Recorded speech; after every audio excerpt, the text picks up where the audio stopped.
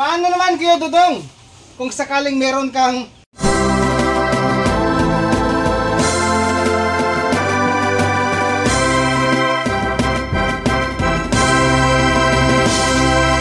ganong karami na mga saw guys. Hi mga ka-farmers! Magandang araw po sa ating lahat. Welcome back po sa aking channel. For today's video guys, ibabahagi ko po sa inyo yung akin pong gagawin ngayon sa aking baboy inahin na area. Dahil nga po, ang isang baboy inahin natin ngayon ay 109 days old na po siyang nagbubuntis. So isa po sa mga nakaugalian ko na talagang ginagawa ko na maglinis, no, gamit sabon. No, may hawak tayong ano guys, oh, brush, no? So meron tayong damit na hindi na ginagamit ni Dodong. So ngayon guys, atin pong i-diretso ang ating mission sa araw na to kasi nga kailangan nating linisin ang gestating pin sa akin pong baboy inahin. Ano yung area niya? So dito may na-ready tayong ano, Major D, no? Actually, ang paggamit nito talaga, yung pagkatapos naglinis, patutuyuin, saka tayo mag-spray ng Major D. Pero ako guys kasi, sinasabay ko siya sa tubig during cleaning, tapos pagtuyo, gumagamit pa rin ako ulit ng second batch na pag-spray sa area. Okay? Bubuksan natin guys. Yan. Lagyan natin yung trapo, ano? Sabon mga ka-farmers.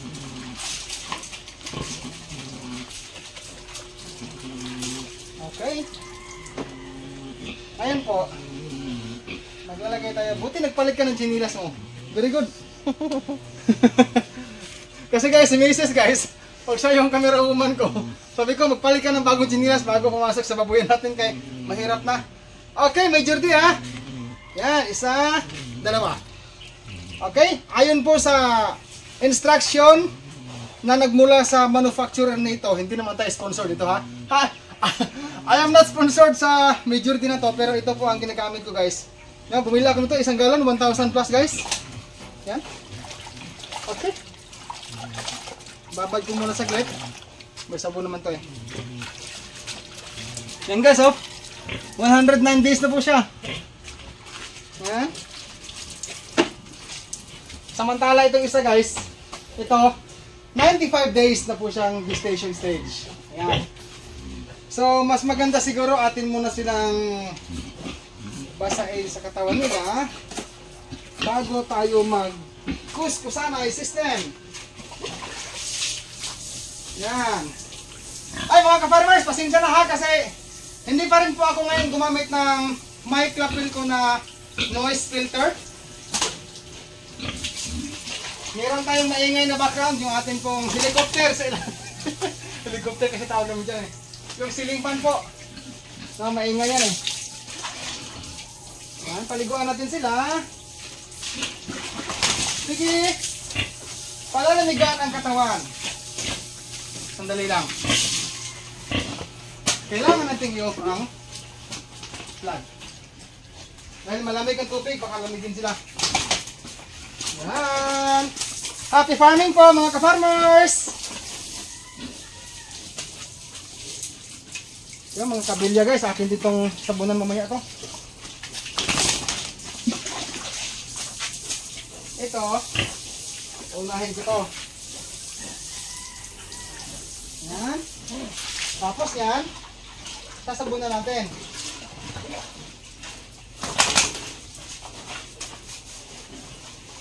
Disclaimer lang mga ka-farmers, kanya-kanya po tayong mga management sa ating alagang kahayupan, no, mga baboy natin. Kaya ito po ay desisyon ko ni Dodong na paliguan. Alam nyo ba mga beginners, isa po sa mga na-discovery ni Dodong, nalaman ko na ang sinabi po ng mga eksperto, 2 days bago manganak ang baboy inahin, kuskusan daw ng sabon. Paligo, kuskusan ng sabon. I mean, paliguan ng inahin, sasabunan, kukuskusin buong katawan. Okay, yan po ang sinabi ng mga eksperto. Hambing nila sa atin. Pero ito guys, ang gawain ito, hindi ko po ito ginagawa na 2 days bago manganak. Hindi po. Kahit hindi siya nagbubuntis, ginagawa ko po na ginaganito ang inahin. Pero, yung sabi ho ng iba nating kahag research dyan, paano naman Kuya Dudong? Kung sakaling meron kang 50 heads of sow o 100, nako, naisip-isip ko ang comment na yan sa last week ba yun? Natuwa ako mga ka-farmers kasi yung tanong na yan ng isa nating kahag research, hindi ko lang nagong pangalan eh. Pag ganong klaseng quantity of heads, no? Sa sow. Pag ganong karami na mga sow guys, hindi po kailangan ni Dodong magkuskos. Sprayer ang kailangan kasi mabilisan eh. Dapat. Nabanggit ko lang yung mga ka-farmers dahil may nagsabi sa akin ng ganon na sa dalawang babuinahin ko pa lang ngayon, kaya pa na magkuskusanay, brush, gano'n. Pero pag maramihan na, sprayer lang kailangan nyo mga ka-farmers. Ikot ka. Ikot ako? Dito. Ikot ako, ganyan na, ganyan ba? Guys, sabi niya ikot ako, gano'n. Guys, joke lang guys ha. Kasi guys, inaantok si Mrs. eh. Binilabog ko lang niya para mag-camera. Okay, atin pong bilis-bilisan ha mga ka-farmers kay para matapos na. Come on, Diki. Diki. Sabi na natin. Yan, dahan-dahan lang. Disclaimer ulit. Ito po ay pagmamahal ni Dodong sa trabaho ko sa ating backyard piggery. Yan. Sabon.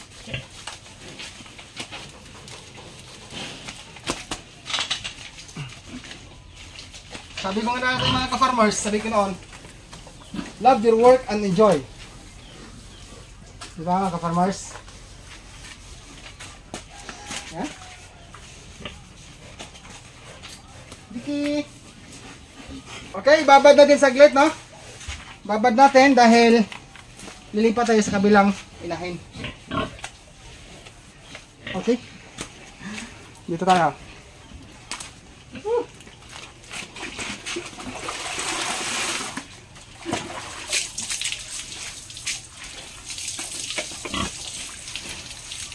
Yung palang guys, ay mga baguhan dyan ha, yung palang ginamit kong major D pala, according po sa mga eksperto, safe yan gamitin kahit may baboy ang ating babuyan. Okay, hindi po ako sponsored ulit, no? Inuulit-ulit ko yan kasi merong mga nag-iisip dyan na sponsored ako yan. Hindi po, hindi po. Oh, Diki, behave. Yan. Ay. Diki. Nakangati na siya eh. Yan.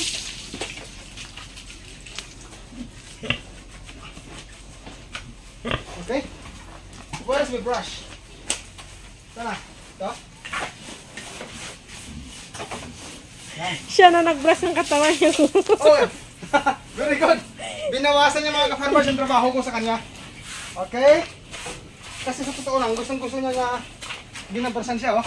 Come on. Yan.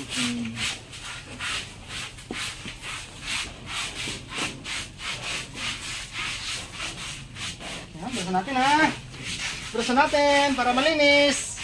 Lahat ng supporters ko dyan ay akin pong pinasasalamatan ha. So marami tayong mga silent viewers din ng mga bihasa, mga eksperto. Salamat po sa inyo mga ka-farmers. Thank you.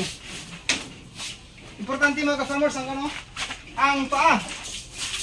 Kailangan.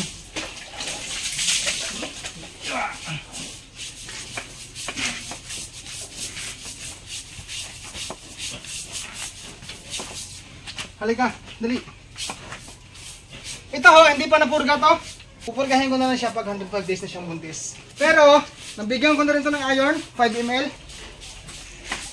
Namumula na guys ang kanyang labasan ng biik. Namumula na po.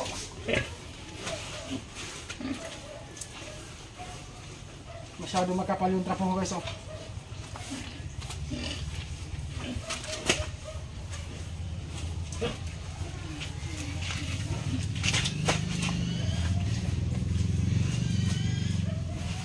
Honestly mga ka-farmers, yung pasungan, akin na po yung nalinis kanina.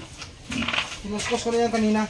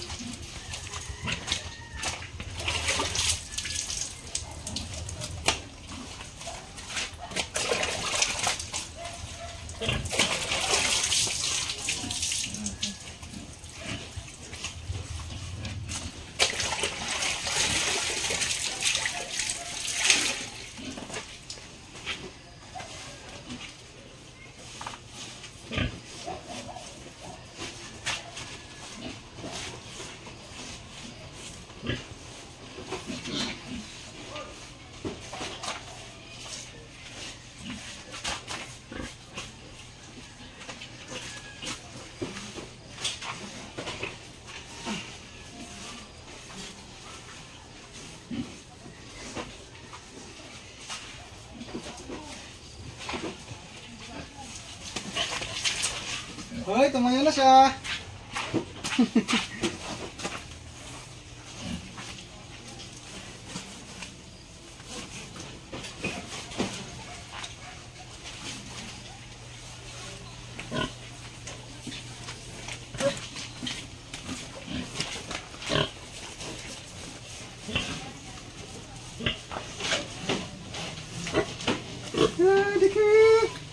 Behave ka lang dyan.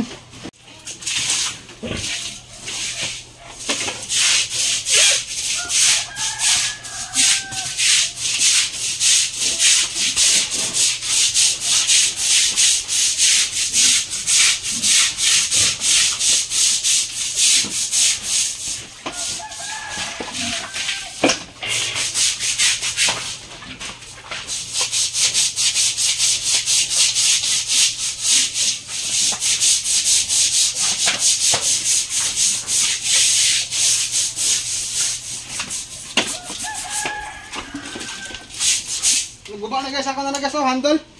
Masira na guys.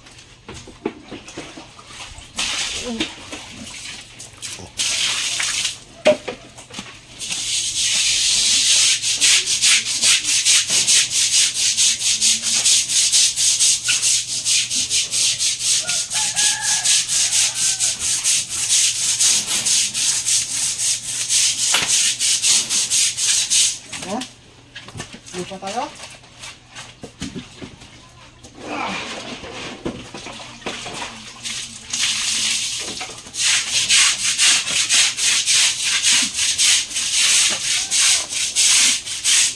Hindi na ako nagbuta guys ha, baka mabash tayo dyan sa mga basher.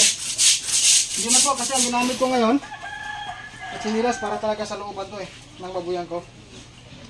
Wala na guys, naputol na. Tumuko na guys. Kailangan na siguro palitan ng bago ito.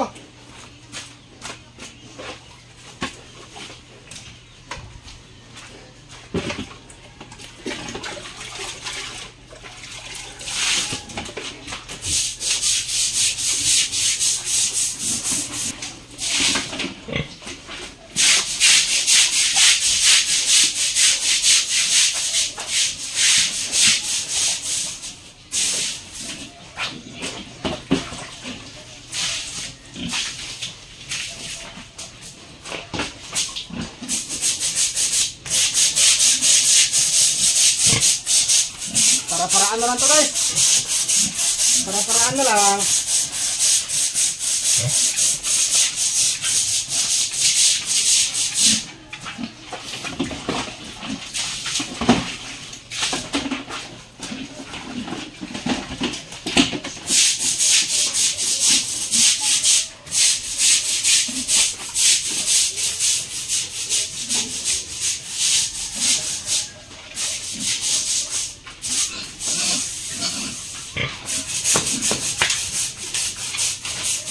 Wala na guys. Hindi nang bus lang guys. Wala na. Sira na talaga.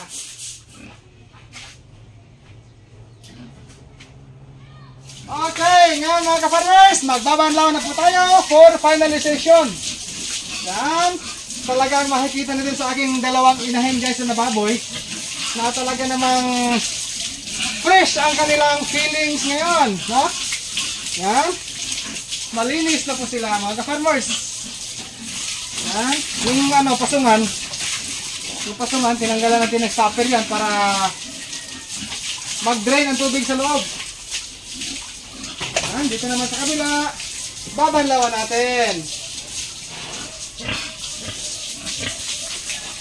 Alam nyo mga ka-farmers, kahit na hindi naman natin alam kung ilan ang biik nitong isilang kasi nga post timer nga. Kaya talagang tinutuloy-tuloy ko na lang mga ka-farmers ang pag-care sa kanila.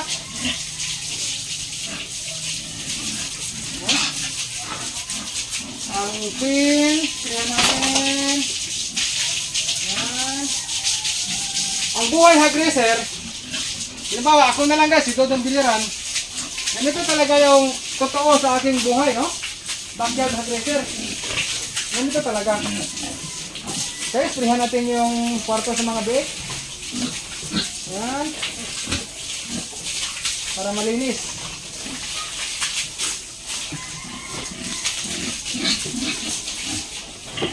Yan.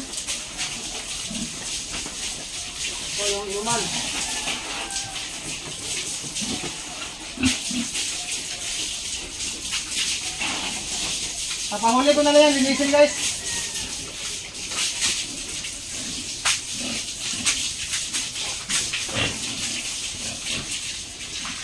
Kailangan natin maglinis mga ka-farmer sa ating babuyan para kahit pa paano ay iwas-iwasan natin yung problema sa kanila, yung mga viruses, bacteria, mikrobyo.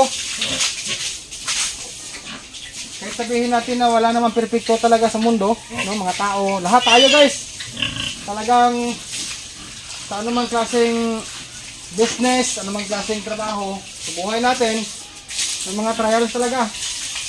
Kaya sikapin natin na malinis ang ating babuyan. Yan, malinis na. Okay.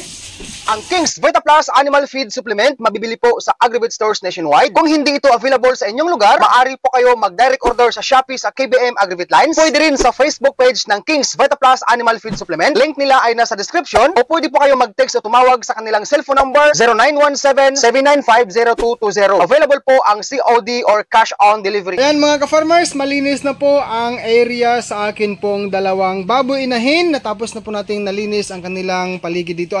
So maraming salamat po sa pagpanood mo sa video na ito. God bless po sa ating lahat mga ka-farmers and peace out everyone. Bye-bye!